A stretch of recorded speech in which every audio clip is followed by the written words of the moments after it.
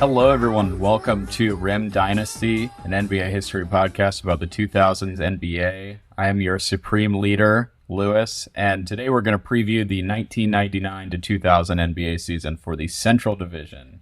Now, you may be wondering what teams are in the Central Division. The Central Division is the largest division in the NBA. It's the only one with 8 teams, and so the Central Division is made up of the Chicago Bulls, Cleveland Cavaliers, Toronto Raptors, Charlotte Hornets, Milwaukee Bucks, Detroit Pistons, Atlanta Hawks, and the Indiana Pacers. And so that's the order that we're going to talk about these teams. That is from 8th place in the division in the 99 season to 1st place. Got to start off with the worst teams, you know me.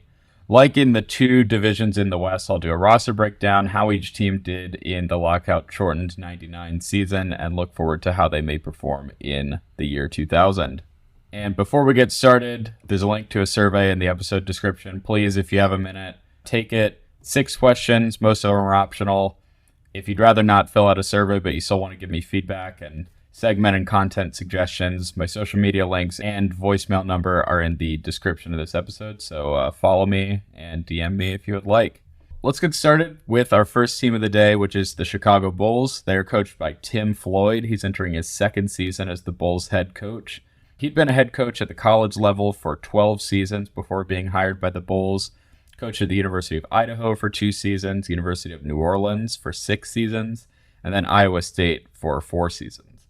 Now, I don't know if you know too much about the Chicago Bulls, specifically in the 1990s. They were pretty good.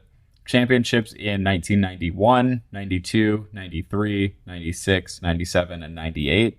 That is a lot, especially when you factor in inflation. 6 rings in June of 1998 would be worth over 11 rings in August of 2023, according to the Bureau for Labor Statistics. So it's a lot.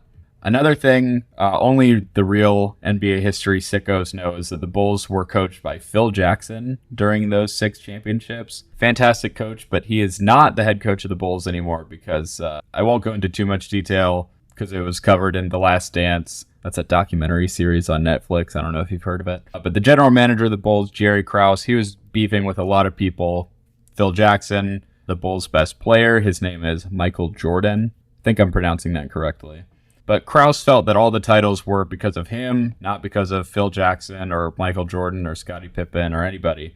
So after the 98 championship, he completely cleaned house, hired a new coach, Tim Floyd. Floyd says that Krause tried to hire him in both 1989 and 1996, and their relationship actually goes back to 1988, according to Floyd. He gave an interview on an ESPN station in Baton Rouge, Louisiana in 2020. He says that Krause approached him at a New Orleans versus Louisiana Tech game in 1988 when Floyd was coaching UNO, and Krause said, "Listen, you don't know me, but you're going to be the next head coach of the Chicago Bulls." They started talking on the phone regularly. Krause wanted to bring him in 89.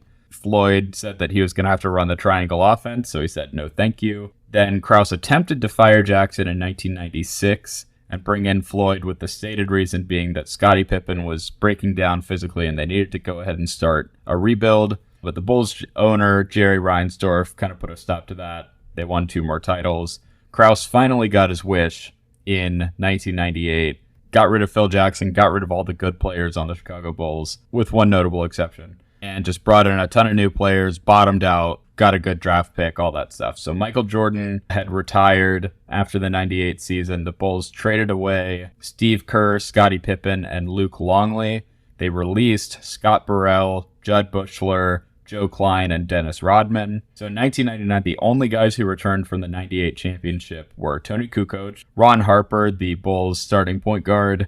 I mentioned him in the Lakers preview. He's a great defender, huge scorer on the Cleveland Cavaliers and the LA Clippers before he came to the Bulls. Did not have to score once he came to Chicago. Got to focus on passing the ball to Michael Jordan and playing defense, so that makes his job a little easier. Randy Brown, who was Harper's backup, Rusty LaRue, who was Randy Brown's backup, 2 bench bigs, Dickie Simpkins and Bill Wennington, and then Keith Booth, who was a rookie for the Bulls in 98. So really didn't bring back too many key players from any of the titles, with Kukoc and Harper being kind of the main returning guys in 99. So obviously missing Pippen and Jordan would hurt in 1999, but surely at least having Tony Kukoc, talented forward, Ron Harper, starting point guard for a three-peat. That would be enough to be like at least respectable on the court in 1999, right? Not quite. They were the worst team in the Eastern Conference in 1998. Dead last in offense, 16th in defense. Not bad. Finished with a 13-37 record, so,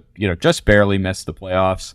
Now, of course, Jerry Krause didn't completely alienate the stars and the coach of his 6-time championship team just to be good this season immediately following. He was committed to a multi-year rebuild, and that included bottoming out for a few years first and then getting a couple high draft picks in the building. The Bulls had not picked higher than pick number 20 since 1989.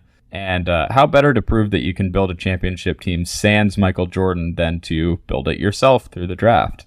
So in 1999, they were god-awful. The low light of the season is when they lost 82-49 to the Miami Heat at one point. 49 points was the lowest point total for a team since the introduction of the shot clock. And they wound up with the third best odds and jumped up 2 spots in the lottery drawing to win the first overall pick. And that gave them the pick of the litter in the 1999 draft. So they could have picked Steve Francis from Maryland, who was positioning himself as the next Michael Jordan. They could pick Baron Davis. He was the starting point guard of UCLA. Lamar Odom from Rhode Island. I've already mentioned him, a talented forward who was mentioned in the Clippers section and the Grizzlies section. But, if you're trying to build a team without Michael Jordan and you really hate him, like Krause did, you hate how he teased you for your height and your weight, you may want to go for somebody who is the exact opposite of Michael Jordan in a way. So with Jordan being a guard from UNC, Jerry Krause decided to draft a big man out of Duke. Elton Brand, who was coming out of Duke as a sophomore, which was unprecedented at the time. One thing to know about Duke historically is that players stayed at Duke for all 4 years, for the most part, before entering the NBA draft. Of all the Duke players to be drafted, until 1999, every single one of them had been a senior, with the exception of a guy named Bob Bender, who was a junior. So 57 out of 58 Duke draftees from 1947 to 1998 were seniors.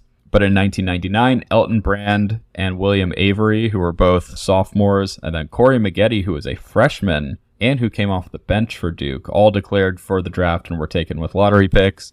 So those guys, Brand, Avery, Maggette, they were all trailblazers in that sense. Never trailblazers in the Portland sense, though. And 2 of those guys, with the exception of Brand, were not Bulls in any sense. So let's talk about the one who was. Elton Brand, he was the leading scorer and rebounder and shot blocker for Duke in 1999, about 18 points, 10 rebounds per game, 3.5 stocks. As I said, he's a 6'8" power forward, so maybe a little smaller than you may hope for your starting power forward. There are some concerns there, but he is insanely strong. He's a great defender, great rebounder, extremely consistent inside scorer. So he's a really enticing prospect for the Bulls. And they sniffed around the other guys that I mentioned, but Brand was the pretty obvious number 1 pick for most of the draft process. One thing that sticks out to the Bulls is that they find Brand to be a really mature and down-to-earth guy. They think he's going to have no problems adjusting to the NBA game, the NBA lifestyle. He still makes time to eat and go to church with his mom and his older brother in the midst of all of his workouts. So they like what they see. And Elton Brand is the first big step in the rebuilding process for the Bulls. They didn't have a high draft pick going into the 99 season because, of course, they'd just won a championship. So outside of basically clearing off their books by getting rid of a lot of the important players on the championship teams, they're really starting from scratch with Brand, and 99 was just kind of a lost season. They hope that having ample cap space and Elton Brand is going to be enough to woo Grant Hill or Tim Duncan to Chicago in the summer of 2000. Now, the original plan was to get Sharif Abdur-Rahim in the summer of 99, but he signed his extension with the Grizzlies in January or February of 99, and so that took him off the free agent market in the 99 summer. In this summer, the Bulls continued the purge. They got rid of a guy named Andrew Lang. They got rid of Ron Harper, who went to the Lakers, Mark Bryant, and Brent Barry. That has them looking like they may have around $20 million in cap space. And so the plan is to get Tony Kukoc on another team at some point, whether that's by trading him mid-season or letting him walk in free agency to get even more money to throw at Grant Hill and Tim Duncan. But Kukoc also wants off the team. He either wants to go to a contender or just go back to Europe, where he could probably even make more money than he would in the NBA. Now, in addition to Elton Brand, the Bulls drafted Ron Artest from St. John's in the first round. That was a pick that they got from the Suns for trading Luke Longley to Phoenix. Artest is a 6'6" forward who could do just about everything on both ends. He can drive, shoot, averaged 4 assists per game last year in college. He's a good rebounder, gets a lot of steals, generally just a good defender. Krause sees Artest as another building block for the future, and Artest and Brand played AAU together, so they're friendly with each other. They're both from New York. Artest is not seen as being as mature as Brand is at this point. They're both 19 or 20 years old, but Artest acts a little more like he's a 19 or 20-year-old. He sleeps through stuff at times. But so those guys are the key acquisitions of the offseason for the Bulls. The other guy that Krause considers a key addition is Chris Anstey, who's the Australian center that the Mavericks cut loose for a second-round pick. Don Nelson in Dallas really talked this guy up. Krause thinks that Anstey is going to be a valuable rotation center for the Bulls in the future. That's not going to happen, unfortunately. Now, they also acquired a veteran shooting guard named Hersey Hawkins from the Supersonics. He was the 6th pick in 1988, and he's a one-time All-Star. He's still pretty good. He's getting older, but most importantly, he is from Chicago and does not mind being on a bad team. So, they'll welcome his veteran presence. And they re-signed B.J. Armstrong, who was the starting point guard of the Bulls' first 3 titles in 91 through 93. And then also Will Perdue, who's a reserve center from the first 3 titles, also won the 99 championship with the Spurs. Brought those 2 guys in to help acclimate the new guys to the team a little better, teach them the winning ways without being Michael Jordan or Scottie Pippen, help Tim Floyd implement the triangle offense on this younger Bulls team. So the projected rotation for this team is Randy Brown, who backed up Ron Harper in the second three-peat. He's going to start at point guard. Hersey Hawkins at the 2, Tony Kukoc at the 3 for now, Elton Brand at the 4, and then most likely at center Will Perdue, although he is a little older, so it may end up being Dickie Simpkins. The theme of the Bulls having no good centers continues on. And then the bench rotation is going to be, whichever of Simpkins and Perdue don't start as a big. Ron Artest at the wing. Fred Hoiberg is going to be a reserve guard. He came over from the Pacers this summer. Another Iowa State head coach who later became the head coach of the Bulls. He played for Floyd at Iowa State, though, so there's some familiarity there. And then B.J. Armstrong, Dedrick Willoughby, or Corey Benjamin are going to split time spelling Randy Brown at the point guard.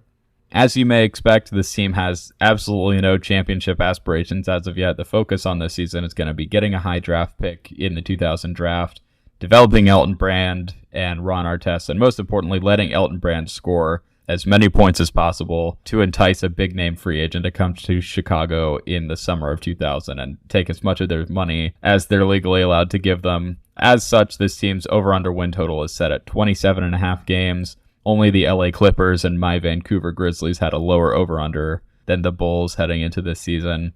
We'll check in on the Bulls throughout the season, of course. Don't expect too much from them. Every source says that the Bulls are going to be bad. Slam Magazine, which I just bought the archive for that, by the way. Sports Illustrated, Chicago Tribune, Boston Globe. I'm sure local NBA zines on the streets of Chicago also say the same thing. Let's just say some things are easier to predict than others. Now, who's a little bit less easy to predict? The Cleveland Cavaliers. The Cavs were okay in 1999 until they collapsed at the end of the season. Injuries got too much for them to handle, realistically. They were without their fantastic 7'3" Lithuanian center, Zydrunas Ilgauskas, a.k.a. Big Z, for all but 5 games of their lockout-shortened 1999 season. And that certainly lowered their ceiling, but they were the 7th seed with a 21-18 record in mid-April, with less than 3 weeks to go in the season. But then the rest of the way they went 1-10 because joining the Big Z on the injured list were the Cavs all-star power forward Sean Kemp due to a foot sprain, and their starting point guard Brevin Knight, who fractured his left hand. So they finished 22-28. They missed the playoffs, and the Cavs took that opportunity to shake things up a little bit. Their general manager, Wayne Embry, who was the first black general manager in NBA history and a 2-time executive of the year, stepped down that summer. Jim Paxson replaced him. Head coach Mike Fratello was fired. He's a great coach, good broadcaster, but things were just getting a little stale in Cleveland as they had gotten in Atlanta in the late 1980s. The Cavs had made the playoffs 4 times in the 6 years that Fratello coached them, but they never made it out of the first round. Fratello's like a defensive mastermind, but his offense is really slow and plodding. They're 24th in offense, 25th in pace, 12th in defense. So as I said, is able to create a good defense. But the Cavs replace him with rookie head coach Randy Whitman, who came over from the Minnesota Timberwolves. And Whitman is said to have contributed a lot to Kevin Garnett's development. Whitman was a former NBA player, played 10 seasons in the NBA, so he's been around. Not a horrible gamble by the Cavs there going with Whitman. So they have a new head coach, they have a new head honcho and Jim Paxson. But as far as the players went, there really wasn't like a mass exodus. There were plenty of new players on the roster, but they didn't trade off a lot of their rotation players. They did make a couple of trades and important draft picks, though, so there is some fresh blood here in the Cavs rotation. So I'll start with the draft picks. They had the 8th and the 11th picks. The 11th was their own. The 8th was the Boston Celtics pick that the Cavs acquired mid-season by trading their Ukrainian center Vitaly Potapenko to Boston. Boston traded their first-round pick mid-season and finished 19-31. So we'll talk about Rick Pitino's sterling track record as an executive in the next episode. But with those 2 picks, the Cavs selected Andre Miller out of Utah and Trajan Langdon out of Duke. So Andre Miller, fantastic point guard, was a big part of what made the Utah Utes such a great college basketball team in the late 90s. Unfortunately, Utah lost to Kentucky in the NCAA tournament in 3 consecutive years, including in Miller's junior year in the national championship game. But Miller came back for his senior season and put up 16 points, 5.5 rebounds, 5.5 assists, 2.5 steals. Was not a great three-point shooter, but was efficient inside the arc. And then Trajan Langdon is a shooting guard who was the 2 of the 1-2 punch with Elton Brand in 1999. Interestingly, Trajan Langdon was the first NBA player to have been from Alaska. He lived in Anchorage, and I really like this story that was on his Wikipedia page. So he played baseball in high school, but in Alaska, the high school baseball season was only 12 games long because it's so dang cold up there. But still, he was drafted and signed by the San Diego Padres, so he got a nice little signing bonus, used it to pay for his Duke education. He could not be on scholarship at Duke and play minor league baseball, so he paid for Duke out of pocket, was a walk-on at Duke, so he could play in Spokane and Idaho Falls in the summers. But on the court, Langdon was a great scorer, lethal three-point shooter, 17 points per game, and 44% from 3 on 7 attempts per game in his senior year, and that is ridiculous. So it seems like those are 2 pretty good picks by the Cavs, although apparently the Trajan Langdon pick was kind of a reach at the time. Even Langdon said that he was a little surprised that he went so early. Maybe not the biggest vote of confidence in the new Cavaliers executive. And Cleveland's only major free agent acquisition was a guy named Mark Bryant, who's a power forward who came over from the Bulls. He's unspectacular, but he would log some minutes in the upcoming season. But then they traded for a guy named Lamond Murray, who was signed and traded by the Clippers. Really solid small forward, and one that the Clippers were not too happy to have to let go of. Came off the bench most of the time for them, and could score some points, albeit on more shots than you may like. Now, Lamond Murray had agreed originally to sign with the Spurs, but reneged on that agreement and came to Cleveland in a sign and trade instead. So Lamond Murray, Mark Bryant, and the 2 rookies, Langdon and Miller, all these guys and the rest of the roster are basically there to complement Shawn Kemp. For those who don't know, Kemp was an absolute monster in his heyday, and he's still really good in 1999, but his time in Seattle was the most iconic and memorable part of his career. He's a huge dunker, think like Blake Griffin, but a little worse of a passer, a little better of a defender. Kemp left Seattle because he wanted a big contract, and Seattle did not want to pony up. Cleveland did want to pony up, so the Cavs and the Sonics made a 3-way trade with the Milwaukee Bucks. The Cavs gave up their all-star point guard Terrell Brandon, their starting center Tyrone Hill, and a first-rounder, and they got Kemp in return. The Sonics gave up Kemp, got Vin Baker, who we talked about in the Seattle preview. He's a great big man. And then the Bucks gave up Vin Baker and Sherman Douglas, who was their starting point guard, and they got Terrell Brandon, Tyrone Hill, and the first-round draft pick. So I know that went a little fast. It's not that important. All in all, it was a pretty fair deal. Everybody got an all-star about it. Cleveland got their star. Seattle got Vin Baker, did not have to pay Shawn Kemp $107 million. And then Milwaukee got a really great point guard and a first-round pick. So the reaction in Cleveland was really positive. Chris Broussard, who is on some sports talk show, I don't remember what, he used to write for the Akron Beacon Journal, and he wrote about Kemp. He is flamboyant, he is exciting, and he is the marquee player that Cavaliers fans have been begging and pleading for.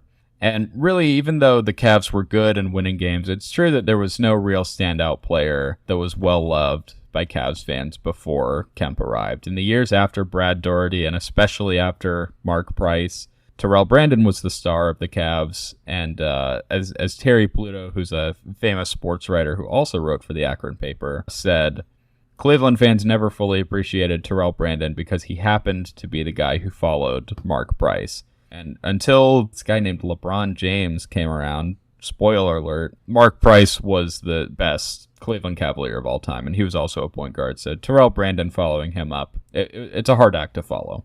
So Shawn Kemp in the 99 season, he played 42 games, averaged about 20.5 points, 9 rebounds per game, and bar none, he was the Cavs' best player. Didn't look like that was due to change at any point in the near future, but he did that despite having shown up to training camp after the lockout at a reported 280 pounds. And their general manager, Wayne Embry, later revealed that it was actually 315 pounds. So some other incumbent Cleveland Cavaliers, one that I mentioned, Brevin Knight, he was the starting point guard. Really good value pick for the Cavs at number 16 out of Stanford. Not much of a scorer, but got a lot of assists and steals. Andre Miller was drafted with the intention of eventually overtaking Knight for the starting point guard position. Then there's Cedric Henderson out of Memphis. He is entering his third season, just like Brevin Knight is. Started at small forward for most of the 99 season. Lamond Murray's probably going to start over him. Wesley Person, fine wing. He and Henderson and Murray are, a pretty good wing rotation. None of them are great, but they're all good players. There's no real weak link there. Bob Shura, he's a combo guard. He filled in as a starter for the Cavs at times at the two guard positions. And then Kemp is actually going to be the starting center to start off the year with Zydrunas Ilgauskas out for the foreseeable future. So Big Z has just been put on the injured list with foot soreness for about 8 weeks right before the start of the season, which is a huge setback for anything that the Cavs were hoping to do this season. So with Kemp will be a guy named Andrew DeClercq and then Mark Bryant as the other bigs.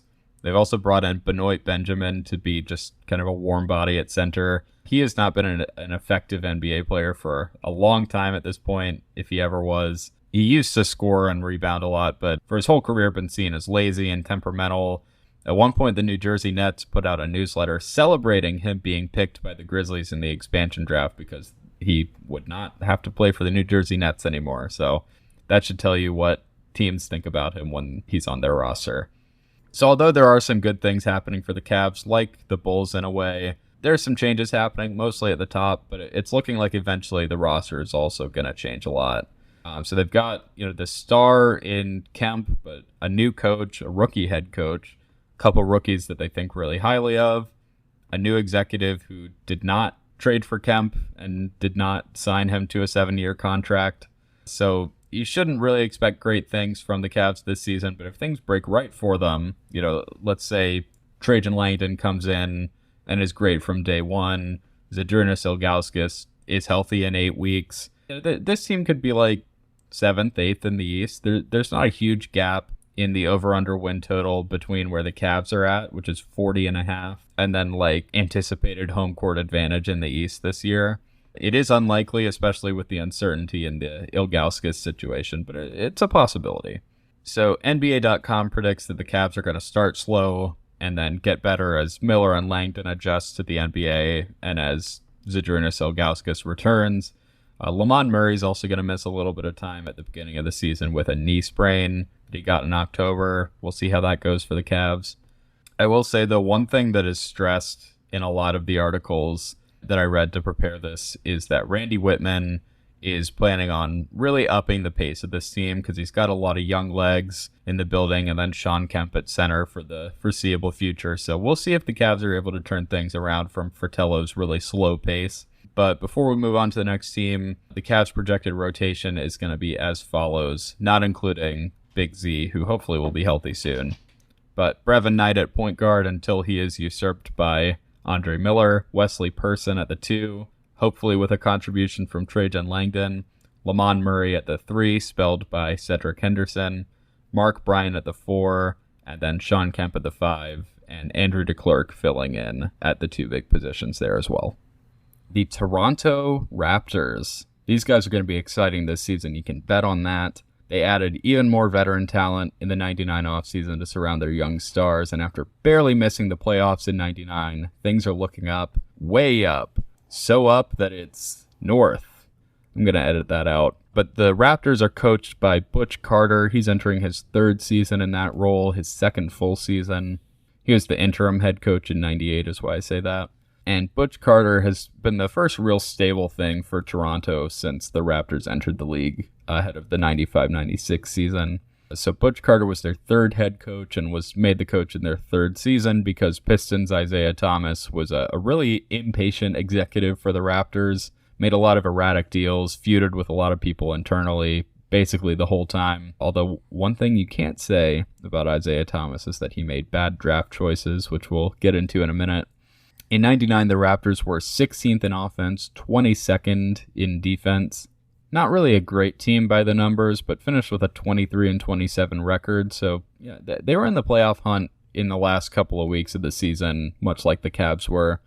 Now contrast that with their fellow Canadian team, the Vancouver Grizzlies, who went 8-42. So they're doing pretty well, all things considered. But they're probably the most obvious team to potentially greatly exceed their over-under win total, which is set at 37.5 for this season.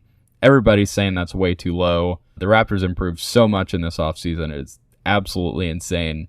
If it's not the best individual offseason that a team had this summer, it's up there. So they needed a center. They needed to re-sign their starting power forward. They needed to add veterans. And they needed some internal development from their young guys. And they checked all 4 of those boxes. And I will tell you how. So the Raptors had been in pretty desperate need for a center for basically their entire existence. So they drafted Marcus Camby with the 2nd pick in 96, but traded him after his 2nd season because there were some concerns with his ability to stay on the court.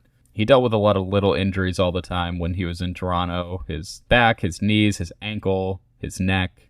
He was really effective when he did play, but it was a little worrying to them that he couldn't go a couple weeks without missing a couple games with injury. So as the Raptors were wont to do, they traded a good player on a rookie contract away. They'd done that with Damon Stoudemire, Chauncey Billups, and now with Marcus Camby. And they sent Camby to the Knicks, got Charles Oakley in return, one of the great enforcers and rebounders in the game. And they were able to woo Oakley into signing a contract to return to the Raptors this offseason, but they still had a gaping hole in the middle. So they filled that hole by trading away the number 5 pick to the Indiana Pacers, and in return they got the Pacers' backup big man Antonio Davis. Antonio Davis was very good, very effective. The only problem was that the Pacers had a starting center already, Rick Smits, and they had a starting power forward already, Dale Davis. But those guys were etched in stone as the starting front court in Indiana. And Antonio Davis told the Pacers brass, "I want to start." They said no. And he said, "All right, then trade me." And they were like, "All right, sure." He gave them a list of teams. Toronto was at the top, so they sent him to Toronto. How nice. Where he would start at center and get more playing time, everything that he wanted. It's astonishing at this point in time that somebody would want to go to Canada to play basketball because nobody wanted to go there. The perception was that there were higher taxes. That issue was overblown. It was too cold. You had to go through customs every day. The team sucked. A lot of people straight up refused to go play for the Grizzlies and the Raptors, but the Raptors had the upper hand over the Grizzlies in one key area, which I will discuss in a moment. So the Raptors got their center. They re-signed Charles Oakley. They got some other experienced playoff-tested players in the building as well to go along with Davis and Oakley, Del Curry and Muggsy Bogues. Del Curry, as you may know, is the father of Seth Curry of the Dallas Mavericks. Del was a longtime Charlotte Hornet, great three-point shooter, a good bench addition for the Raptors. And then Muggsy Bogues, who, as you may also be aware, is the father of Brittany Bogues, who is a consultant in the Charlotte area. She has a master's degree in communications from Queen's University in Charlotte, per her LinkedIn. So congratulations to her for furthering her education and for starting her own consulting firm. That is great. Muggsy Bogues is also a longtime Charlotte Hornet, and he's in Toronto to back up Doug Christie, who will start at point guard. He's not really a point guard, so they do need a backup. Muggsy Bogues, by the way, famously 5'3", so extremely tall. So the Raptors have really stacked the deck with experienced players because they're ready to make the playoffs for the first time in franchise history. But although the big men are going to start, none of those four guys that I mentioned are the stars of the show in Toronto.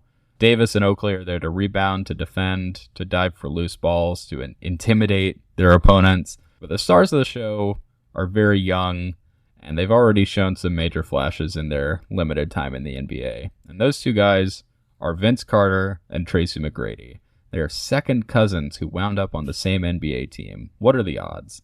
So McGrady has wrapped up his second season in the league. He averaged 9 points, 6 rebounds, 2.5 assists, 2.5 stocks as a bench player for the Raptors. His impact on the Raptors far exceeds his box score numbers, though, by the way. And then Vince Carter, his box score numbers do a little bit better of a job of explaining what he does. In his rookie season, he had 18 points per game, 6 rebounds, 3 assists, and 2.5 stocks for him as well. Just a sensational rookie, automatically turned the Raptors from the laughingstock of the league. They went 16-66 the year before he came into a team that was in the playoff hunt, and now is thinking that they can make the playoffs, win a playoff series. They were regarded on the same level as Vancouver until they got Vince Carter. So the future is now for Carter and for McGrady. They're both uber athletic. They dunk on everybody. They can play defense, as can their wing turned starting point guard, Doug Christie. Vince Carter, by the way, is the thing that I mentioned that makes people want to come to Toronto for the first time ever. If Vancouver had Vince Carter, it'd probably be the same way for them. He was a bona fide star from day one, and the leap forward that he's expected to take from his spectacular Rookie of the Year season in '99 has got everybody positively abuzz about the Toronto Raptors. And I know this is maybe kind of a shorter preview, but there's not really too much to say. The veteran talent that the Raptors have retained and added speaks for itself. The key piece of the puzzle is Vince Carter and Tracy McGrady improving, which they are, virtually guaranteed to do as a second-year player and as a 20-year-old entering his third season, respectively. The rotation that the Raptors are projected to run out and what they'll eventually actually run are very different, but here's what people think is going to happen sooner than later. Doug Christie at the point, he led the team in assists as the starting shooting guard in '99. Tracy McGrady, he's actually going to start the season coming off the bench. Vince Carter at small forward, that's obvious. Charles Oakley reprising his role as the starting power forward. And there's a little bit of disagreement about whether Kevin Willis, who's a big man who starred for the Hawks in the 80s and 90s, is going to start at center, or whether Antonio Davis will. I'll just tell you, it's going to be Antonio Davis starting. And then off the bench, Alvin Williams, who actually will start at the beginning of the year. He was the starting point guard for the Raptors in '99 and averaged 5 points and 2.5 assists, which is insane. That 2.5 assists for a starting point guard is crazy.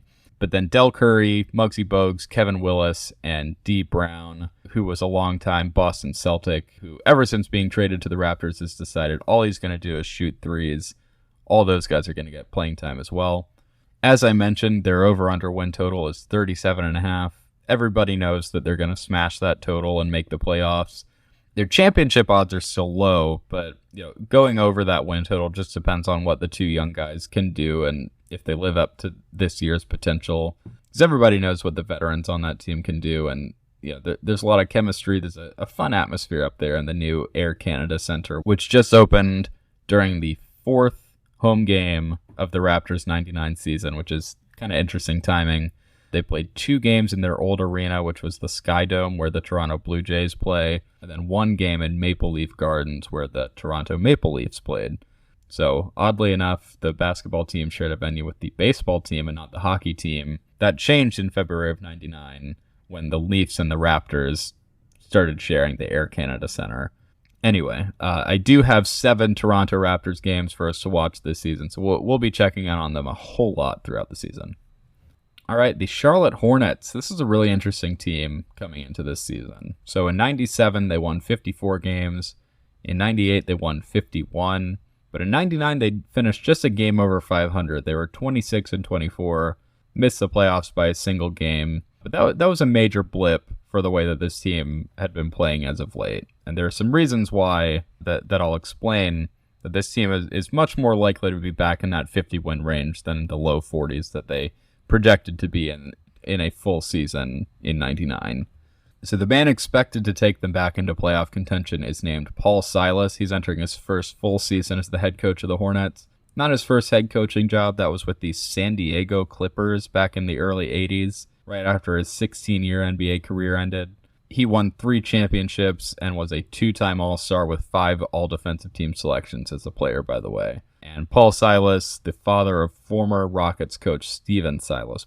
So Paul Silas became the interim head coach, elevated from an assistant coach after the Hornets fell to 4-11 to start off the 99 season. So Silas led them to a 22-13 record by himself. The previous head coach, Dave Cowens, resigned, said he was underpaid and underappreciated, said the injuries on the team were too much for him to coach through. We'll talk about those injuries in a minute. So Silas did a little bit better in part because there was a trade in 99, coincidentally, right after Dave Cowens resigned. So some poor timing there. But before I go into that, let's look at the numbers. In 99, the Hornets, as I said, they were 26-24, 14th in offense, 13th in defense. They're about average, lines up with being a hair over 500. This is a very average team in 99. And there are 3 big reasons for that in my eyes. First off, to start off the season, they did not have a center. They had 2 on the roster. Neither of them were starter quality.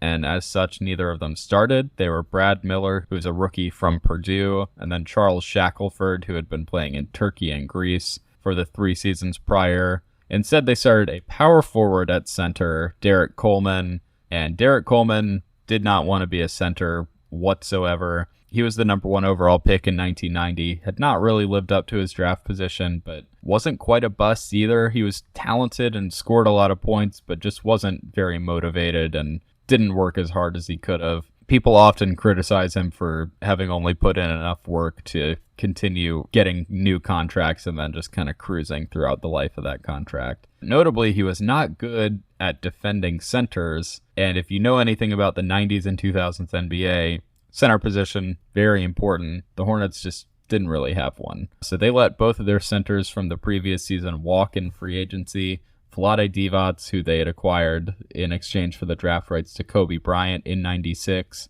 and then a guy named Matt Geiger, who was also pretty solid.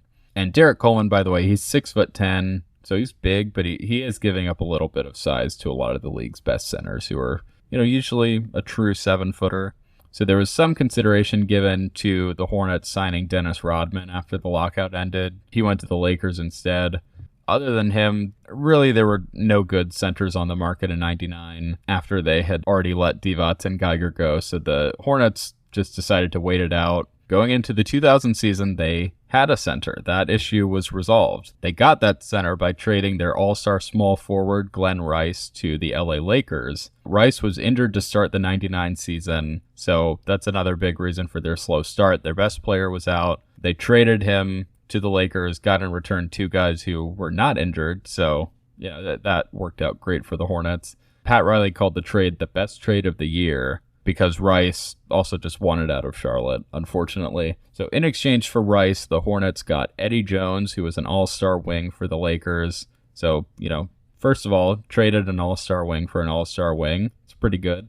Eddie Jones is really talented on both ends. He's a great teammate by all accounts. Immediately stepped in and became a leader for the Hornets.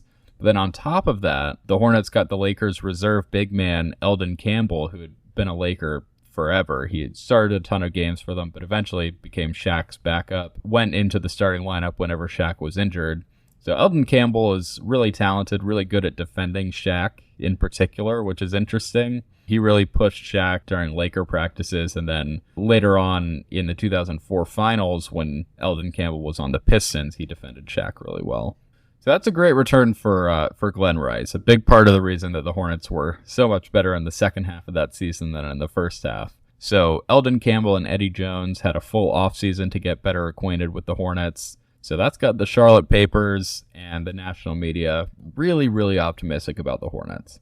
And then the third reason that the Hornets should be much better in 2000 than they were in 99 is that Anthony Mason, who many will remember as a big part of the Knicks of the mid-90s, Mason was injured for the entire 1999 season with a ruptured bicep, which occurred right before the start of the season. That was a huge hit for the Hornets. They're getting him back this season.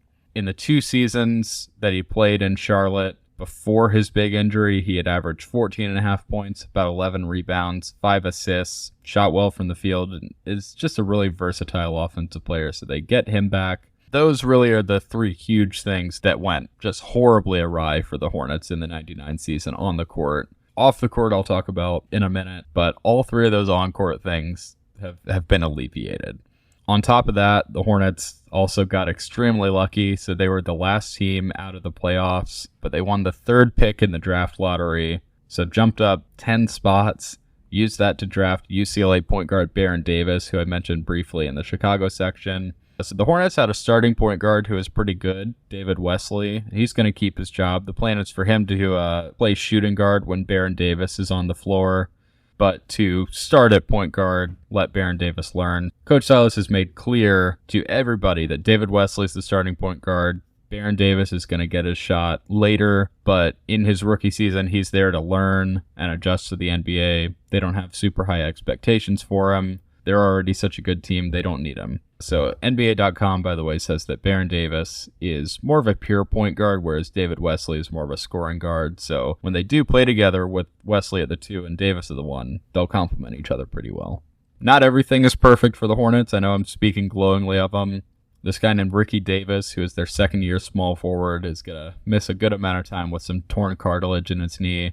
One of their backup guards in 99 named Eldridge Rakasner, he got in a pretty bad car accident and is recovering from some injuries there, including a collapsed lung and fractured shoulder. For the most part, it is a complete turnaround from the bad luck that they had in 99. So the team's pretty deep. So much so that a lot of the things that I'm reading is that more than anything, the toughest thing for Paul Silas is going to be feeding all the mouths on the roster, so to speak, because they're basically too deep at every position with legitimate players. So their projected rotation is as follows: David Wesley at the point, backed up by Baron Davis, Eddie Jones at the 2, Bobby Phills at the 3, he's a good scoring wing, Anthony Mason at the 4, could also play the 3 and have Phills spot him off the bench. But for now, Anthony Mason is going to start at the 4 and then be backed up by Derek Coleman, who, yikes, he just got a DUI before the start of the season. So we'll see how that plays out for him. And then Eldon Campbell entrenched at the starting center position.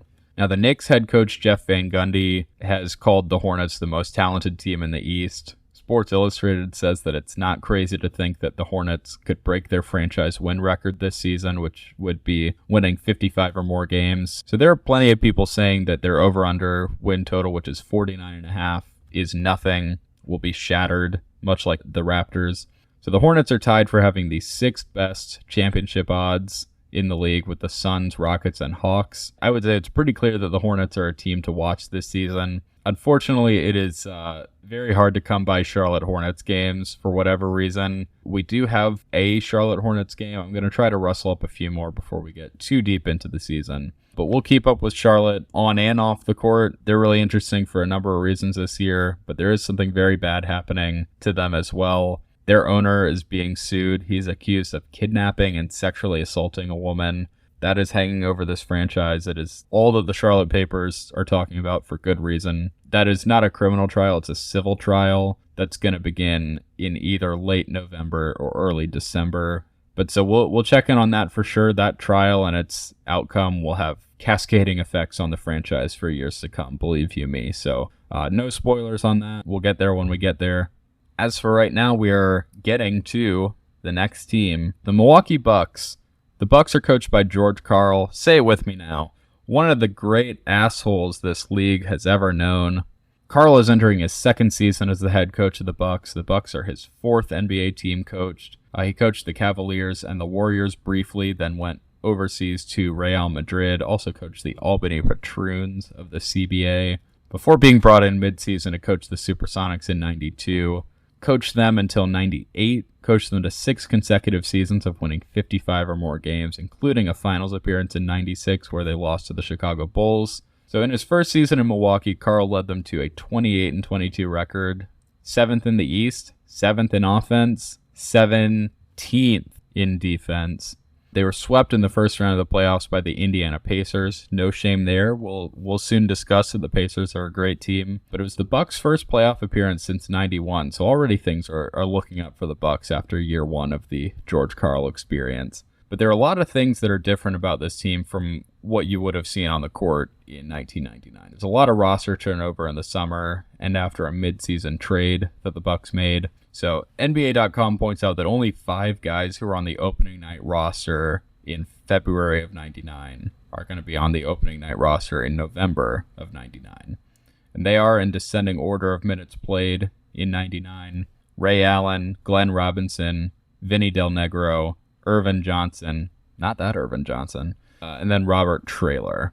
So Ray Allen, he's the Bucks' young shooting guard. So obviously destined for greatness early in his career, has started all but 1 game for the Bucks. Thus far through 3 seasons, has not missed a single game. Next is Glenn Robinson. He was the number 1 overall pick in 94. He's averaged a cool 21 points a game across his 5 seasons in the NBA, but as I mentioned, the Bucks have not made the playoffs a single time since he came to town, so that 21 points per game has not netted him any tangible success or all-star appearances just yet. Vinny Del Negro is a reserve point guard.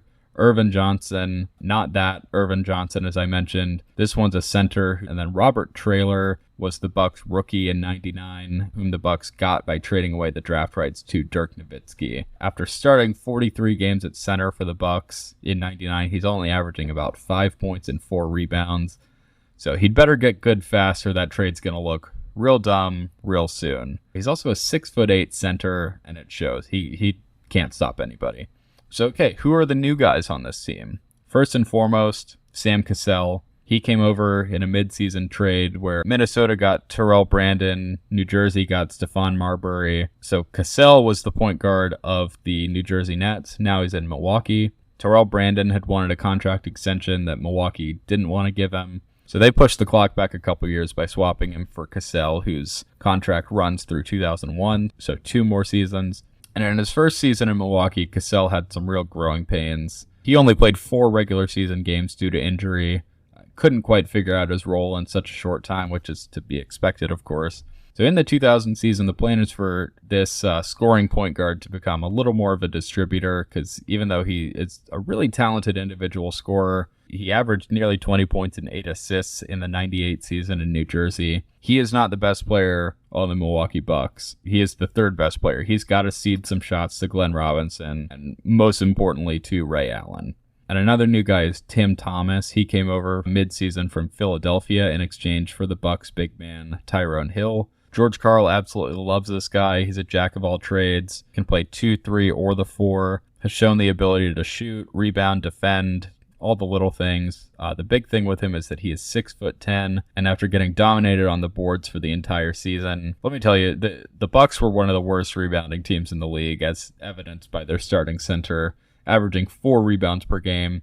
George Karl is determined to inject size into every lineup that he can. That's going to start with Tim Thomas, hopefully playing the 2. They also brought in J.R. Reed, who's a big guy. He came over from the Lakers in free agency.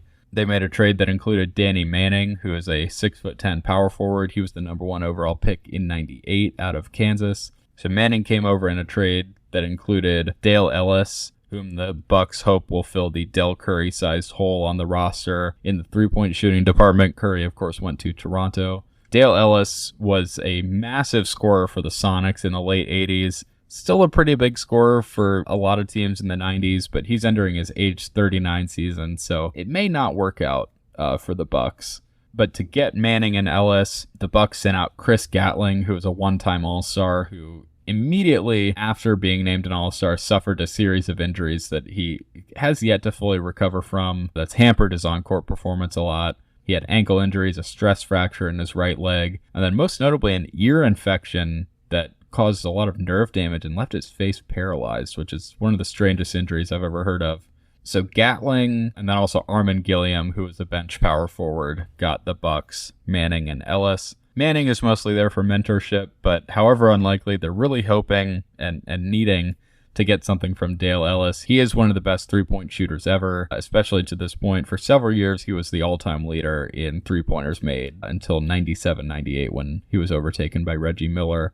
Another signing by the Bucks, wing Darvin Ham, now the Lakers coach, of course. He's coming over from a team in Spain. No draft picks joining the team this year. So the projected lineup for the Bucks is going to be Sam Cassell at the point, Ray Allen at the 2, Glenn Robinson at the 3, Robert Traylor at the 4, so that his lack of size is a little less apparent. Hopefully he can thrive a little better at the 4 than he did at the 5. And then J.R. Reed taking over for him at center. And then off the bench, Tim Thomas playing every position under the sun, Dale Ellis on the wing, and then Danny Manning and Irvin Johnson coming off the bench as bigs.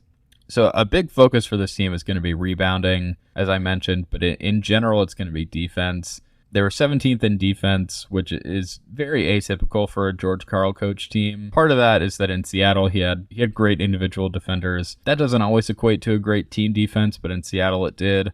In Milwaukee, he does not have great individual defenders, but Karl's a master at figuring that kind of thing out. So a lot of previews that I've read are expecting the Bucks to be a defensive team that's better than the sum of its parts next season because of Karl's ability to mask his team's weaknesses and take advantage of other teams' weaknesses. And Glenn Robinson has really committed lately to the defensive end, according to multiple previews that I read. So on that end, it's expected that they'll figure it out. On offense, it's going to come down to balance. Can Sam Cassell get the ball to Ray Allen and Glenn Robinson and disengage from scoring a little bit? Some quotes from him seem to give off that he's a little hesitant to do that. He says getting assists is not going to be a problem on this team, and they didn't bring him to Milwaukee to, quote, be Muggsy Bogues. I don't think that he means become the father of a future consultant, so I think he means that Muggsy Bogues in several seasons averaged more assists than points. Don't quote me on that, though. So a lot has been made of Sam Cassell's first playoff game in Milwaukee, where he and Glenn Robinson and Ray Allen each took 16 shots. Cassell only had 3 assists. Pacers beat the Bucks by 22 points. It was not a great look for Sam Cassell, but they've got 3 really good players in the building in Cassell, Allen, and Robinson. Not much surrounding them, to be honest. I wouldn't expect too much from this team this season. I think they're placing way too much on the aging shoulders of Dale Ellis and Danny Manning, and on, honestly, replacement level big men like J.R. Reed and Robert Traylor. Internally, they've got high expectations. They're thinking a playoff spot, a higher seed than the year before, which I mentioned they were the 7th seed in 99, possibly a playoff series victory. We'll see how things go. With the top-end talent that they have, it's certainly possible, but their win total over-under was set at 42.5. That's tied for 7th in the East. They have the 7th best title odds in the East, so it seems like 7th is just where this group is destined to fall. I know that this has had a significantly less positive tone than most of the other previews that I've done, including the past 2 episodes, but I just really don't understand the mentality of this team. There really are no good big men on the roster, which is it's not really their fault. If they can't convince somebody to come join their team, that's one thing. But even with a coach in George Karl who's really smart and able to cover up a lot of the roster's weaknesses, having a good big man is so important in this era that I just really don't see a path for this team to be good like I'm able to for a lot of others, right this second. But I've got a good amount of Bucks games on the docket here this season, so maybe they'll grow on me a little bit throughout the course of the season. The Detroit Pistons. Detroit basketball. I'm really excited about the Detroit Pistons. We've got several Detroit Pistons basketball games ahead of us this year. I don't want to get too ahead of myself, but I just can't wait to see Grant Hill in action. He was the man in the 1990s. He was an all-star since the moment he stepped foot on an NBA floor. Rookie of the Year, 4-time all-star, would have been 5-time all-star if there was an all-star game in 1999. Career averages of 21 points, 8 rebounds, 6.5 assists, 2.5 stocks, efficient within the three-point line. A true superstar and one of the single most popular players in the league, for good reason. Now, Grant Hill and the Pistons are coached by Alvin Gentry, which is a name familiar to all of us. This is his second full season as an NBA team's head coach. He was the interim head coach of the Miami Heat in 95 and of the Detroit Pistons in 98. He led the Pistons to the 10th ranked offense in the league, 9th best defense, and the 5th seed in the East, coming in at 29-21, which is the rough equivalent of being a 48-win team over the course of a full season. Now, that's all great. This team was not without its fair share of issues last season, and a big part of that was not Grant Hill. It was his co-star, Jerry Stackhouse. He was not happy with the way that he was treated by the Pistons in 99. So the Pistons had traded for him during the 98 season, and he was a huge scorer for the Philadelphia 76ers early in his career. But in Detroit, he wasn't a starter yet. He was a backup to the Pistons' legendary shooting guard, Joe Dumars, who retired in the summer of 99 at the end of the 99 season.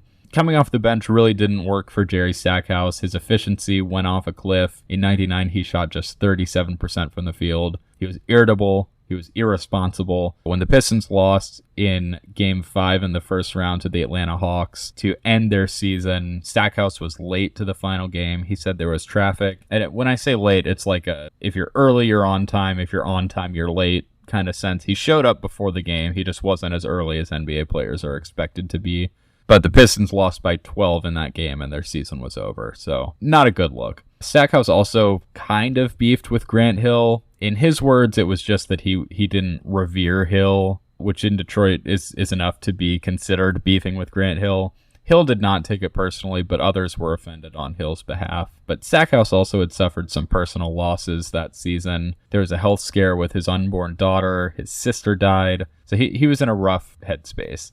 But this season, he is ready to change Detroit's fans' outlook of him. He's just seen as kind of a fuck-up at this point in his career, but that is the old Jerry Stackhouse. He is a starter again. Now that Joe Dumars is retired, he is friends with Grant Hill again. And you know what? It's not like the Pistons starting center, abruptly retired with 5 years and $36 million left on his contract. It's going to be a great year of Pistons basketball. Wait, what was that? Hold on. Let me go back. What was the thing about the starting center? I'm reading the script. It's not like the Pistons starting center abruptly retired with 5 years and $36 million left on his contract.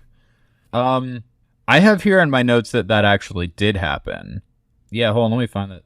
Yeah, it says right here, Bison Dele, born Brian Williams. He's a one-time NBA champion with the Chicago Bulls. Started nearly every game for the Detroit Pistons in the 98 and 99 seasons. Retired just before the 99-2000 season began. All quality centers off the free agent market. I don't know, that sounds pretty bad. That's right, Bison Dele, known for unfortunately suffering from mental illness, suicidal thoughts, tried to kill himself while he was on the Orlando Magic in the early 90s, unfortunately. Also known in a positive light for being very smart, being very worldly, having a lot of different interests, absconding off to Lebanon and Australia and everywhere in between in the offseason. After 8 seasons in the NBA, he decided to retire and sail around the world. That really left the Pistons high and dry. As I mentioned, no quality big men on the free agent market at the time that he retired because it was right before the season, They did have some big men on the roster though, so it's not quite as dire a situation as the Milwaukee Bucks were in from a big man perspective. They do have Christian Laettner, the Dick from Duke.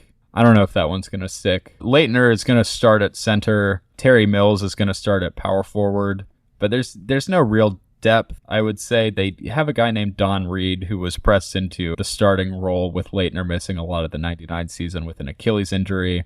They also have guys named Loy Vaught and Eric Montross. Vaught used to be a really great big man. He's nearing the end of his career. Vaught and Montross are not going to be much of a factor. So I mentioned that there really weren't any centers on the market. Even if there were, the Pistons might not have done anything because they didn't really sign any free agents of note outside of their starting power forward Terry Mills and then a wing named Michael Curry who returns to Detroit after a few years. So I'm just going to go into the lineup here because this team did not do very much this offseason. Their starting point guard is Lindsey Hunter. He's a really, really good player. He's been a Piston for 6 years and has been the starter pretty consistently for a while now. Hunter's backup should be Derek Harper, who was a longtime Maverick and Knick. He retired, so Hunter's backup is yet to be determined. Hunter is the only true point guard on the roster at this point. Grant Hill's going to handle the ball some while they're looking for a point guard, but they need to sign another point guard. So Hunter is going to be at the 1, Jerry Stackhouse starting at the 2, Grant Hill starting at the 3, Terry Mills starting at the 4, and Christian Laettner starting at the 5. Don Reed is a backup big for them. A guy named Jerome Williams is going to play a lot at the 2 forward spots, and then Michael Curry is going to be a backup wing. Not great depth on this team, but one thing that Alvin Gentry mentions is that this team's personnel is really interesting and kind of contrary to the current trends in the league. So they've got some skill sets that kind of go against the grain. He's going to post up Jerry Stackhouse and Grant Hill a lot and have Christian Laettner and Terry Mills shoot jumpers to their heart's content just to try to throw off other teams because, some small guys can't guard in the post. A lot of bigs can't defend a mobile front-facing guy like Laettner or somebody like Terry Mills who shoots a ton of threes and hits them at a high clip. If Loy Vaught is able to play, he can shoot a mid-range jumper like Laettner can, but he has suffered from some horrible back injuries as of late, so he's not expected to play much. But with Mills and Laettner both on the floor, just bombing away from 3 and long 2 respectively, the lane should open up for Grant Hill and Jerry Stackhouse to be able to operate a little bit. But this season is really important for Detroit. As I mentioned in the Chicago section, Grant Hill is an unrestricted free agent at the end of the year. Chicago wants him. Everybody wants Grant Hill. He's growing a little restless in Detroit because he hasn't been able to win a playoff series in his time in Detroit. For somebody who's been anointed as one of the great players in the league, that is kind of irksome to him. He was 3rd in MVP voting in '97, which was his 3rd year in the league. The Pistons won 54 games that year, and they still just lost to the Hawks in the first round. So, he's likely to leave if things don't start looking up for Detroit this season. Bison Dele retiring out of nowhere certainly does not help Detroit's case, but they don't have too much quality depth, but they've got a talented and healthy starting lineup. Let's see if they can string a season together. As I mentioned, we'll be checking in on them several times this year, including a game against the Raptors in week 3 of this pod. Grant Hill versus Vince Carter. You do not want to miss that. The Atlanta Hawks. Caw. There have been a lot of changes in Atlanta as of late. After 6 seasons of not being able to break through into the conference finals, the Hawks' lead executive, Pete Babcock, has decided to shake things up, so much so that this team is hardly recognizable. They're still coached by Lenny Wilkens, the winningest coach in NBA history to that point in time. So they think that they're going to be able to make this on-the-fly rebuild into more of a retooling and get right back into the playoffs. In '99, the Hawks were 19th in offense, 2nd in defense. Only the NBA champion San Antonio Spurs were better on that end. And they finished with a 31-19 record and the 4th seed in the East. In the playoffs, they ousted the Detroit Pistons in the first round before falling to the finals-bound Knicks in a sweep in the second round. And I just realized I didn't mention the Pistons over-under win total. It was 43.5. Sorry about that. But the Knicks, as you know, they're a great defensive team. To that point in NBA history, the Knicks held the Hawks to the single worst shooting performance in a playoff series in NBA history. It was like 31%. Horrendous team shooting performance. Part of why the Hawks knew that it was time to change things up. So Pete Babcock said, quote, "That series painfully drove home what we already suspected. We needed to reconfigure the team if we were ever going to get over the hump." And reconfigure they did. 2 of the main reasons why they were able to post such a great record and win that first round playoff series in the first place were gone. Mookie Blaylock, the Hawks all-star, all-defensive team, starting point guard, plays for the Golden State Warriors now, and Steve Smith, walking bucket of a shooting guard, also a one-time all-star like Blaylock, now plays for the Portland Trailblazers. Mookie Blaylock was the leader of the Hawks for several years, and Steve Smith was the leading scorer in Atlanta, both very popular players. And that left the third pillar of the Atlanta Hawks, the third elder statesman on the roster, kind of alone. That would be Dikembe Mutombo, 5-time All-Star, 3-time Defensive Player of the Year from the Democratic Republic of the Congo by way of Georgetown. He's the old man on the roster now with power forward Grant Long having traipsed up to Vancouver to play with Sharif Abdur-Rahim and Tyrone Corbin having left for Sacramento in free agency. And the oldest player on the roster, Mark West, went to Phoenix. So around Mutombo is a bunch of kids and new guys for the most part.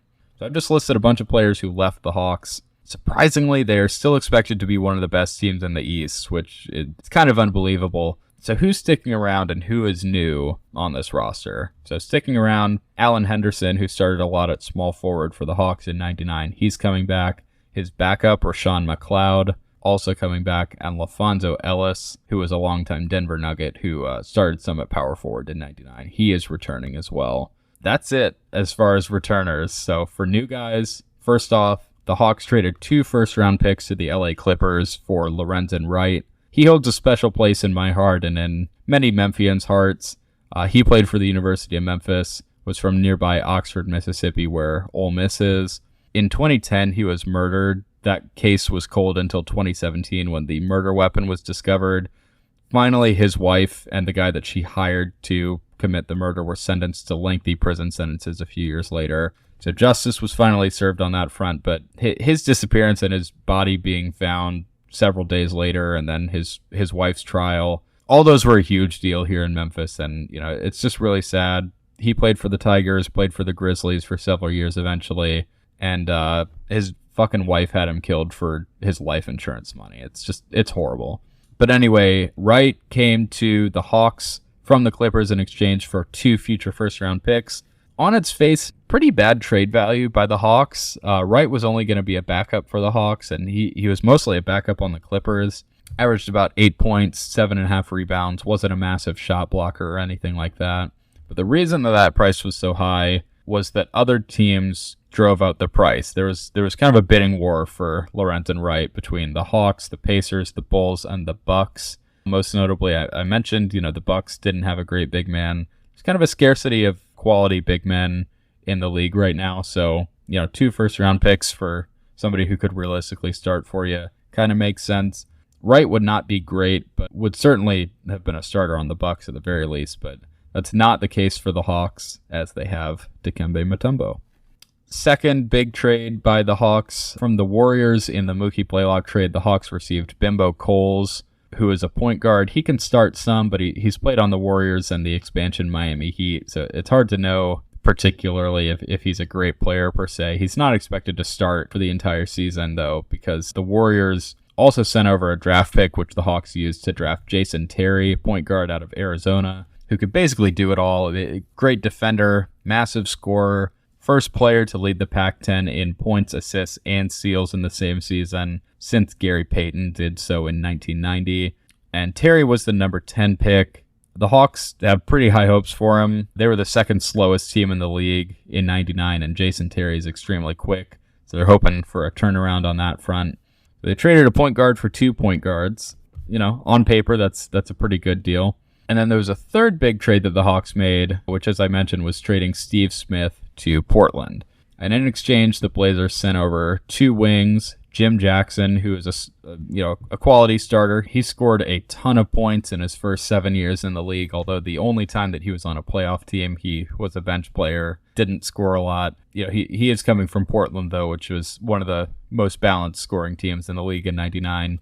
And then the second wing that they got was Isaiah J.R. Ryder, who a very controversial player, kind of a headache, super talented, though, and that's why the Hawks are willing to put up with him. And what I mean, it's not like most of the things that he's doing are really that bad in the grand scheme of things. He's not committing felonies. It's just really annoying, for his employers and his teammates. He misses practice. He's late for team flights. He's getting cited for marijuana possession all the time. As he notes, like I said, he's not committing felonies. In an article in the Atlanta paper, he says, look, his words, not mine, but I'm not a gangbanger. I've never done hard drugs. I'm not driving drunk. I'm just late a lot, and I smoke weed. Nothing I do hurts anybody but myself. That last part, I kind of take exception to that because he spit on a fan once. He gets fined and suspended a lot. It's hard for the coaches and his teammates to adjust to on a game-by-game basis, not knowing if he's going to be present. But truly, he's not a bad person. He's just really frustrating to deal with. I wouldn't want to be a fan of a team that employed him, but all of his teammates love him. all of his teammates and even guys that he didn't play with talk in this article about how great a player is, how great a person he is, how much playing against the really good guards of the Eastern Conference motivates him. So despite his track record in the league, the Hawks are really excited to see how he does under the guidance of such a well-respected coach like Lenny Wilkens. Unfortunately, he's not off to a great start. Ryder is not, because he missed the start of training camp in Chattanooga, which is a couple hours north of Atlanta, because he didn't like the look of the plane that he was going to fly on to get there. He was going to arrive separate from the rest of the team, of course. And it's worth noting that he's a free agent at the end of the 2000 season. So if the Hawks don't like him or they get tired of his antics, they're just going to let him walk. It's not really a huge risk. But by the way, Isaiah Ryder played at UNLV. He was the 5th pick in 1993 and averages 18 points, 4 rebounds, and 3 assists for his career.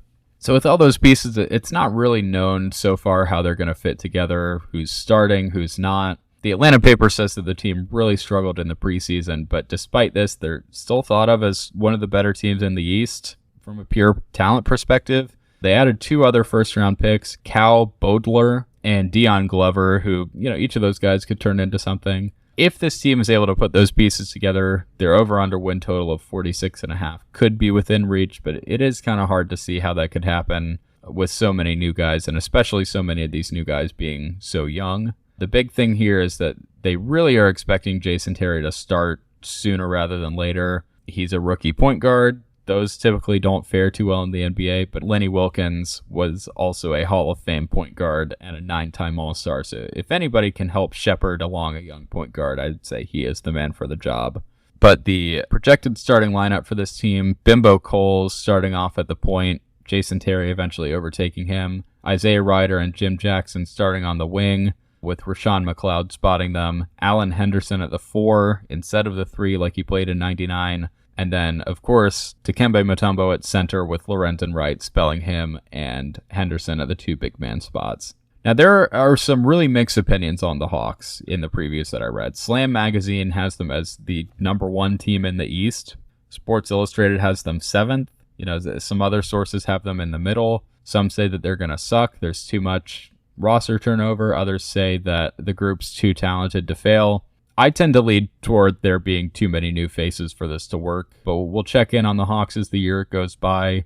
J.R. Ryder, for what it's worth, does not have high hopes for this team. Part of the reason that he was late to training camp is that he says, the team's not going to be very good anyway. What does it matter if I show up to camp? And by the way, the Hawks are opening a brand new stadium this season, Phillips Arena. It's the same stadium that they currently play in, but it used to have way more seating. When it opened in 99, it held over 20,000 people. Nowadays, it is called State Farm Arena. It only holds about 16,500 people, so like 3,500 fewer seats nowadays. But I remember the very first time I ever went there, so I grew up in the Atlanta area. It was a school field trip to go see Disney on Ice when I was in the 3rd grade, so around 2003. And I was miserable. I was a very stubborn and opinionated child. I begged my mom not to sign the permission slip for me to go. Not sure why I didn't just, keep the existence of the field trip a secret, throw away the permission slip, but you don't really think of those kind of things when you're 8. You just follow directions. But anyway, last but not least, okay, should I make a 3rd different last but not least variant joke like I did when I was talking about the Clippers and the Spurs in the last 2 episodes?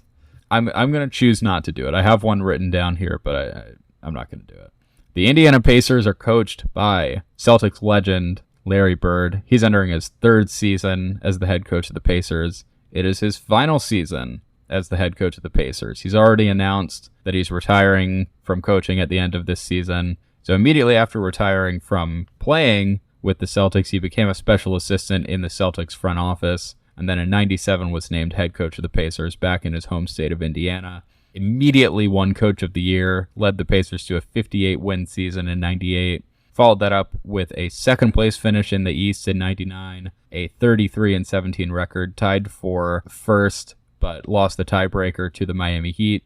And the Pacers were 1st in offense, 24th in defense, which is pretty bad. They were a glass cannon in 99, partly because they were missing, by all accounts, their best defender, small forward Derek McKee. he missed 37 out of 50 games. So usually they were an average or better defense. And in 98, they were the 5th ranked defense. So pretty seismic shift from the norm for Indiana, but they made it all the way to the Eastern Conference Finals with that poor defense. Swept the Milwaukee Bucks and Philadelphia 76ers both, and then lost in 6 to the Knicks. So this team is really, really good. They're a championship contender this year, and so they're really in a different mode than every one of these other teams in their division. They know that they can win the title this year if everything breaks right for them. They felt that they would have won a title in a lot of the previous seasons as well, kind of like the Utah Jazz. But for the Pacers to win in the NBA Finals, they've got to make the NBA Finals. That is something they have not been able to do since they were in the ABA. So the Pacers won 3 ABA championships, were the most successful ABA team by that metric at least. But the transition into the NBA and the 1980s were not kind to the Indiana Pacers, although their top 2 players nowadays, Reggie Miller, the audacious shooting guard, and then Rick Smits, the lumbering 7'4" Dutch center, those were draft picks of theirs in the late 80s. But the 90s were a different story. The Pacers have been one of the best teams in the NBA in the late 90s. They just keep running into teams that are slightly better in the conference finals. They've made the conference finals 4 times in the past 6 seasons. In 94, they lost to the Knicks. 95, they lost to the Magic. 98, they lost to the Bulls. 99, they lost to the Knicks again. And in that time, they've made the playoffs every year except for 97, which is a really odd year. Long story short, they traded away their point guard, Mark Jackson, to the Denver Nuggets in exchange for a draft pick that they used to draft another center, Eric Dampier, to back up Rick Smits. The Pacers also got Jalen Rose in the deal. Jalen Rose is kind of a do-it-all guy. He could be a wing or the point guard. Pacers said, we'll have you and our young point guard Travis Best handle the point duties, and we'll get some more young talent in the building with this trade with the Nuggets. Well, neither the Pacers nor the Nuggets really liked the trade after all. Both of them had immediate buyer's remorse. Nuggets coach Dick Motta really did not like using Mark Jackson, didn't want to play him, even though he was the assist leader in the entire league, not just for the Nuggets. So the Nuggets, mid-season, traded him back to the Pacers just a few months later. Unfortunately, though, to the Pacers season, the damage was done. Without an experienced point guard, they floundered. And then, this is not insignificant. Another big reason is that Rick Smits, their starting center, missed 30 games after getting foot surgery. So, with Jackson on another team temporarily and Rick Smits out, they just weren't able to recover from that. They still won 39 games, so, not the worst season in the world. Ever since, though, they have been rolling with Mark Jackson at the point. He is a pure point guard, gets a ton of assists, not much of a scorer. In the 99 season, he averaged 7.5 points and 8 assists per game. Reggie Miller is at the 2, obviously a great player. Best 3-point shooter in NBA history to that point, 18.5 points per game in 99. One thing that kind of surprised me is that, unlike other star players, especially at the wing, like think about Grant Hill, Reggie Miller is not a rebounder and does not get a lot of assists, nor does he even steal the ball very much. He only averaged in 99 2.5 rebounds, 2 assists, and a stock. I would have expected, much like other star wings, 5-6 rebounds, 4 or 5 assists at a minimum, but Reggie Miller is not quite that dominant star player that we may have been led to believe. Dominant from a shooting perspective, yes, but not kind of all around.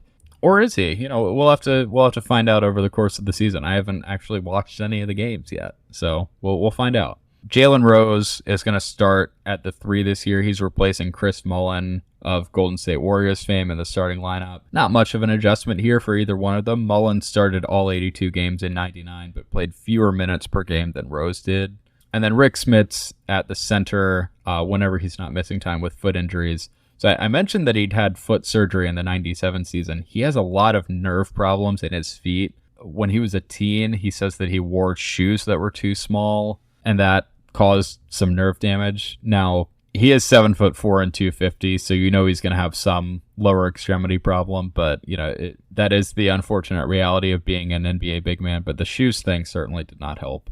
And then at the 4, I mentioned this guy named Antonio Davis in the Raptors section. He's the Raptors starting center in the upcoming season. He used to be the backup power forward on the Pacers for a very long time. The guy that he backed up in Indiana, Dale Davis, again, no relation. Dale Davis is still there. And the word that keeps coming up with Dale Davis is that he's rugged. He's an insanely tough defender. Seems to be the only one on Indiana based on that 24th ranked defensive rating. Of course, the McKee was out, as I mentioned. But without fail, he's averaging like 8 to 10 points, 8 to 10 rebounds for most of his Pacers tenure. He's entering his 8th season as the starting power forward of the Pacers, so he's entrenched in that position, which is part of why Antonio Davis requested his trade in the first place. He asked for a starting role in Indiana, but everybody knows that's Dale Davis's spot. So Antonio went up to Toronto. In exchange for Antonio Davis, the Pacers got something they hadn't had since 1988, a top 5 pick. They got that from the Raptors. It was the Denver Nuggets pick originally, and the Pacers used it to draft Jonathan Bender, who was a high schooler from southern Mississippi. If you know Gulf Coast geography at all, Picayune is the town that he's from. It's like halfway between Hattiesburg and New Orleans. Roughly 10,000 people in that town. So if you're talented like Jonathan Bender seemed to be, an NBA team is going to find you. Bender was really athletic and a really promising prospect. He scored what was at the time a record 31 points in the 1999 McDonald's All-American game, overtaking Michael Jordan's record of 30 points. He was 6'11", so in high school he played as a center, but he was going to be a small forward in the NBA. One of the things that he developed playing center in high school was he had a great second jump. He also had great shooting range, so the Pacers took a flyer on him to get more athletic because they were one of the slower teams in the league, 26th in pace, and then just to get younger. They were the second oldest team in the league in 99 with an average age of just under 31 years old. Only the Supersonics were older in 99. And so I mentioned age. Something that's going to become a theme this year is not only that it's Larry Bird's final year as the Pacers coach, it possibly is going to be the final year that the Pacers are relevant. Rick Smits has played a lot of games, had a lot of injuries. He considered retiring after the 99 season because he played really poorly in the playoffs by his standards. Reggie Miller and Mark Jackson are both free agents at the end of the 2000 season. They want new contracts. They'll both be 34 this season. Smits is 33. So trading for the Jonathan Bender pick was a really important move for them in terms of looking forward to the future, because if they wait until Rick Smits retires or gets a career-ending injury, or they wait until Miller and Jackson leave to start preparing for the next era of Pacers basketball, they're already going to be a year or two behind the curve. And Bender, by the way, is not going to be expected to contribute or even play much this year. This is a team with the finals on their mind. He's fresh out of high school. They're going to let him develop internally for a little bit, but they love his athletic gifts. So what are the Pacers looking for this season to help them get over the hump into the finals and ideally win the championship? They need another wing scorer. They hope that Jalen Rose is going to step into that role for them with Chris Mullin kind of aging out. They need better defense. Al Harrington is a 6'9" forward entering his second year. They think he can provide some more defense. Derek McKee is also returning from injury. And they need health. As I mentioned, they're an older team. Miller and Jackson and Smits and Dale Davis, they all have a lot of miles on their bodies, similar to the Utah Jazz. This is kind of Utah Jazz East without having a pedophile on the roster. They need their guys to be healthy and to be available for the playoffs. But if they are, it's assumed that they're going to have very few problems getting deep into the playoffs as they've grown accustomed to. There aren't really any massive threats to them in the East outside of, the Knicks and the Heat. As we've mentioned, Charlotte is lurking, but the Pacers don't really, nobody's in their class in this division at the very least. They have an over-under win total set at 47.5.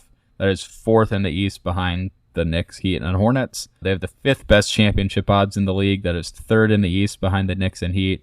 So they're in that first tier in the East. They're right up there with the Knicks, Heat, Lakers, Blazers, and Spurs in conversations for who is going to win the 2000 championship. Will they make the finals? Will they win the championship? We are going to check in on them, several times this season, so we're going to find out together. All right, take a breather. We just got through 8 teams. We have 7 more to go, and then that'll be all 29 teams done. And then we can get on to the meat and potatoes of this podcast. We can watch some games, baby. Come on. Get excited. Woo! Anyway, next episode, we will wrap up things with the Atlantic Division, which is the Washington Wizards, New Jersey Nets, Boston Celtics, Orlando Magic, Philadelphia 76ers, New York Knicks, and the Miami Heat. Until then, thank you very much for listening. As I mentioned, social media links in the description of this episode. Please fill out that survey if you have a moment, and if you haven't already, gotten some good feedback already on that. But yeah, that is it for me. All right. Have a good one.